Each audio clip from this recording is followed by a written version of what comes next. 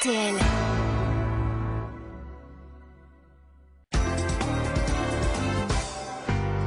Nous avons appris sur cette antenne que François Bayrou et Michel Rocard avaient dîné ensemble récemment.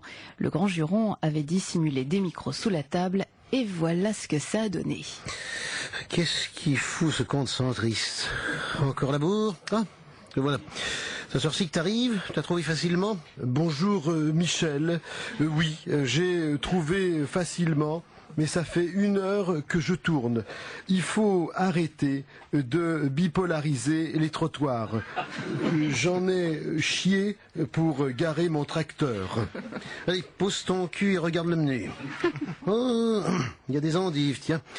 C'est bon ça les endives. Oh, non, c'est l'endive. Ça va trop nous rappeler Ségolène Royal, fumelarde. Oh, tiens, il y a des ortolans aussi. Oh, surtout pas, vieux salaud de Jarnac, vieille carne de soluterie. Fumelard socialiste, crème de con des Charentes. Tiens, choisis François, ça m'énerve. Il y a des salsifis, mais ça fait péter. Les artichauts aussi. Ah, du cabillaud. Du merlan, mais comme je suis centriste, je vais prendre de l'arrêt. Et pour bipolariser tout ça, je propose ni du blanc, ni du rouge, mais du rosé, car je suis centriste. Allons-y pour l'oser. Même si ça ne me réussit pas, c'est diurétique, je vais aller au GOG toutes les 10 minutes. Rosé socialiste fumelard. Alors, mon bon Michel, comment peut-on procéder pour les foutre dans la merde?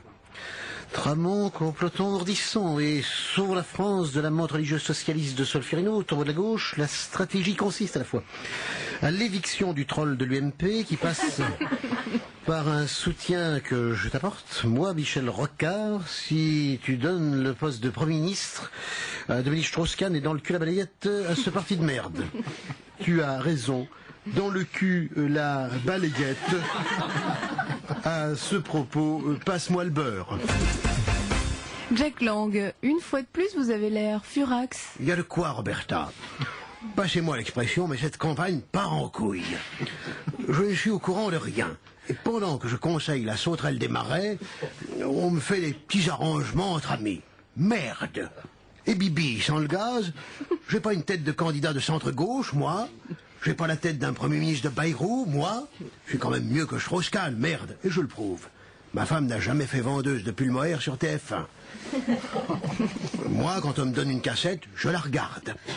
Je ne fais pas semblant de l'avoir perdue dans un tiroir. Moi, j'habite pas dans le 16e, alors que je suis député de Sarcelles, hein. Et puis, j'en connais du monde. Des enculturés mondains, des couineuses de banlieue, des acteurs chiants, des actrices moches, des slameurs pénibles, toute la gauche qui pense et qui rit. Alors, merde au Parti Socialiste, vive la social-démocratie, vive Rocard, vive Bayrou et vive moi Premier ministre. Changeons radicalement de sujet. Dans le torchon closer, dans la rubrique Si on parlait d'amour, les lecteurs font part de leur première expérience sexuelle et nous avons nous aussi demandé à quelques personnalités de nous parler de leur première fois. Jean-Marie Le Pen. Goûte à souvenir. À l'époque, n'est-ce pas, j'étais pupille de la nation, ce qui, pour un futur borgne, peut paraître paradoxal. C'était les dures années d'après-guerre. Les Américains, à la Trinité-sur-Mer, nous avaient distribué plus de chewing-gum que de préservatifs. À l'époque, le jeune adolescent blond à rien que j'étais avait des vues sur une accorte soubrette de l'hôtel de la Moule Joyeuse du village. Et c'est ensemble que nous avons goûté aux premières joies de Vénus et d'Eros réunis à la missionnaire. Comme je vous l'ai dit, je n'avais pas de préservatif, mais un chewing-gum. Quand je me suis retiré, je faisais des fils avec mon gland et elle, des bulles avec son free-free. Et vous, Édouard Balladur? C'est un sujet que nous avons déjà évoqué avec mon ami Pierre Méhaignerie. Eh bien, tous les deux, notre première fois, nous l'avons fait tout seul, à la force du poignet. De mon côté, quand j'étais adolescent à Marseille, en sortant du collège Marcel Loubranlou, je fus attiré par une lanterne rouge à l'enseigne alléchante au plaisir de Shanghai. C'était une maison de société qui sentait l'opium et le thé à la rose. Là, une certaine mademoiselle Wang, j'ai appris plus tard dans le civil qu'elle s'appelait Morissette Bouvard. La jeune femme, donc, me fit tirer sur le bambou avant de tirer sur le mien. J'étais jeune, c'était la première fois. Je ne sais pas si c'était l'effet de l'opium ou ce que me faisait la dame, mais j'ai pas eu le temps de lui dire « Je vous demande de vous arrêter ». Qu'en 10 secondes, mon asperge avait envoyé toute la mousseline.